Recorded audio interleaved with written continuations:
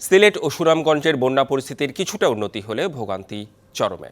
অতিবৃষ্টি আর উজানের ঢলে কুড়িগ্রামেও বেড়েছে সব নদ নদীর পানি। সিলেট সুনামগঞ্জ মৌলভীবাজারে পানিবন্দী প্রায় 18.5 লাখ মানুষ। তলিয়ে গেছে নদী তীরবর্তী নিম্নাঞ্চল, চর ও দ্বীপ চরের ফসলি জমি। গ্রামীণ রাস্তা ডুবে যাওয়ায় যোগাযোগ ব্যবস্থা ব্যাহত হচ্ছে। প্লাবন দীর্ঘায়িত হওয়ায় ভোগান্তিতে পড়েছেন পানিবন্দী মানুষ। অনেকে বাড়িঘর ছেড়ে পরিবার নিয়ে আশ্রয় কেন্দ্রে উঠেছেন। পাশাপাশি রংপুর ও নেত্রকোনায় নদ নদীর পানি কমতে শুরু করেছে। তিস্তার পানি বেড়ে কুড়িগ্রামের রাজারহাটে বিভিন্ন স্থানে ভাঙন দেখা দিয়েছে। এছাড়া বুড়িহাট স্পারের একটি অংশ দেবে যাওয়ায় হুমকির মুখে কয়েকটি গ্রাম। আর শেরপুরের ঝিনাইগাতিতে মহারশী নদীর কাঁচা বাঁধের কয়েকটি স্থানে দেখা দিয়েছে ভাঙন। এতে নদী পাড়ের মানুষদের মাঝে দেখা দিয়েছে আতঙ্ক। আগামী 2 দিনে উত্তরাঞ্চলে পানি বেড়ে বন্যার শঙ্কা রয়েছে বলে জানায় বন্যা পূর্বাভাস ও সতর্কীকরণ কেন্দ্র।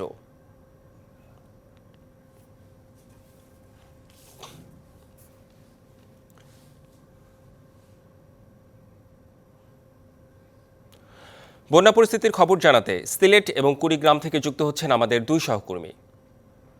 শুরুতেই চলে যেতে চাই সিলেটে, আমাদের সহকর্মী আরিফুল ইসলাম রয়েছেন সেখানে। আরিফ, আপনার কাছে জানতে চাই যে পানি কমতে শুরু করেছে, এটি একটি ভালো খবর, কিন্তু দুর্ভোগ তো এখনও রয়েছে, বিশেষ করে বিশুদ্ধ পানির সংকট সহ আরও নানা সমস্যা রয়েছে। মোকাবেলা করছেন কিভাবে? দেখুন রেদওয়ান, আমি যে জায়গাটিতে দাঁড়িয়ে আছি সেটা কিন্তু সিলেট সিটি কর্পোরেশন থেকে অনেকটা দূরে। সেটা হচ্ছে কোম্পানিগঞ্জ উপজেলা। সেই জায়গাটিতে আমি এখন আছি। দেখতে পাচ্ছেন আমার চারপাশে কিন্তু বন্যার পানি। তো বুঝতে পারছেন সিলেট নগরে বা সিটি কর্পোরেশনে কিছুটা কমেছে পানির। তো এখানে যা দেখতে পাচ্ছেন সবই আসলে বন্যা কবলিত এলাকা বা বন্যা দুর্গত যারা আছেন, যারা হচ্ছেন বন্যা ঘরবন্দি যারা রয়েছেন, তারা এখানে প্রায় 3টি আশ্রয়কেন্দ্র রয়েছে। অনেক প্রায় 200 থেকে 300 জনের উপরে কিন্তু এই আশ্রয়কেন্দ্রে তারা অবস্থান করছে বা আশ্রয় নিয়েছে। তো সেক্ষেত্রে এখানে প্রতিটি বাড়ি দেখুন আপনি, যে প্রতিটি বাড়ি আসলে পানির নিচে তুলে গেছে, যেটা হচ্ছে আসলে একেবারে বসবাস করা অনুপযোগী। এর পাশে তাদের একমাত্র বাহন হচ্ছে নৌকা। সেই আশেপাশে আমি যে জায়গাটিতে আছি সেখানে কিন্তু বন্যা ছাড়া এই জায়গাটিতে একটি স্কুল রয়েছে, শিক্ষা প্রতিষ্ঠানের ছেলেমেয়েরা সেক্ষেত্রে মানে এখান দিয়ে আসলে যাতায়াত করার একটা মাধ্যম ছিল। তবে এখানে আপনি যা চতুর্দিকে চারদিকে যতটুকুই তাকাবেন সব জায়গাতেই আসলে পানি। প্রত্যেকেই তাদের যে দুর্ভোগ, নিত্যদিনের কাজ তারা করতে পারছেন না, পাশাপাশি তারা যে নিত্য প্রয়োজনীয় যে বিষয়গুলো থাকে অন্যান্য কাজ সেগুলো সারতে পারছে না। সব কিছু মিলেই ভোগান্তি চরম আকার ধারণ করেছে। আমরা একটু যেতে চাই যে সাধারণ যে তারা যে ভুক্তভোগী বা তারা যে ঘরবন্দি হয়ে রয়েছেন, ঠিক এখানে মূলত হচ্ছে এই ঈদের দিন থেকে এখানে মূলত তারা এই অবস্থায় রয়েছেন। সূর্যের দেখা গতকালকে কিছুটা পেয়েছে, আজকেও কিছুটা পেয়েছে। তো সব কিছু মিলেই তারা ভোগান্তিতে পড়েছেন। আর এই ভোগান্তি আসলে তারা এর আগেও করেছেন, যেটা হচ্ছে যে 2022 সালে তারা এই ধরনের পরিস্থিতির সম্মুখীন হয়েছেন। তাদের যে জীবনযাপন একেবারে দুর্বিষহ অবস্থা হয়ে পড়েছে। তো সেক্ষেত্রে এখানে যদি আমি আর কিছু দেখাতে চাই, যে এখানে পুরো জায়গাটি জুড়ে পুরো পানির নিচে তুলে গেছে এই এলাকাটিতে। একটু যেতে চাই সেখানে। তো সব কিছু মিলিয়ে আসলে আশ্রয়কেন্দ্র যেগুলো আছে সেগুলো হচ্ছে যে প্রায় 26,000-এর মতো লোক আশ্রয় নিয়েছে।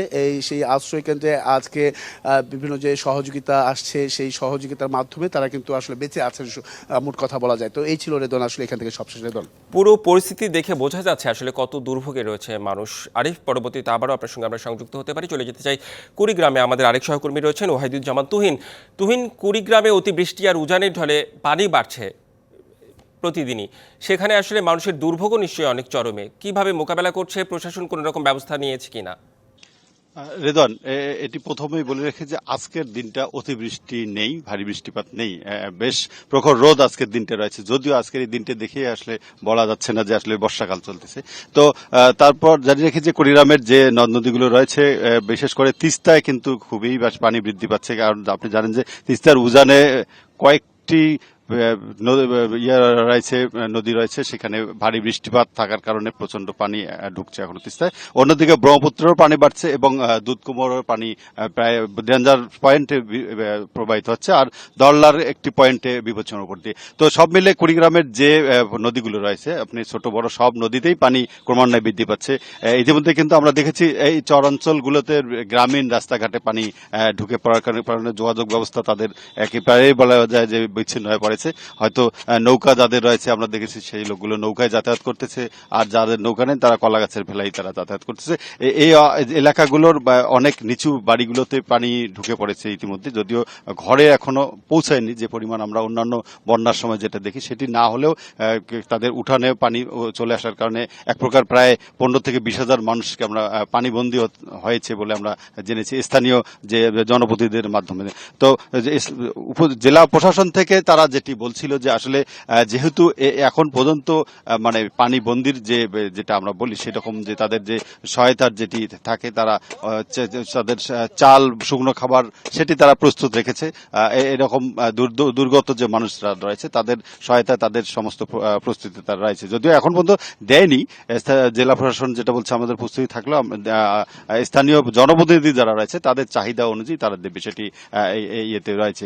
তো রেদন যেটি হয়েছে যে এখানে কুড়িগ্রামের যে নদীগুলোর যে একটি আসলে রূপ রয়েছে, সেটি যে বিস্তীর্ণ চর বেশি থাকায় কোনো কোনো নদীতে আমরা দেখেছি যে যদি পানির যে যেটা বলা হয় যে তার যে এটি এটি এটি এটি হচ্ছে যে যেটা পয়েন্ট যেটি ওভারফ্লো না হলেও আমরা দেখেছি চর অঞ্চল বেশি থাকার কারণে যে নিচু এলাকাগুলোতে অল্প পানিতেই কিন্তু প্লাবিত হয়ে যায়। তো সেখানকার মানুষের আসলে দুর্ভোগ আরো বাড়তে পারে যদি পানি বৃদ্ধি অব্যাহত থাকে। রেদওয়ান, এই ছিল আমার কাছে।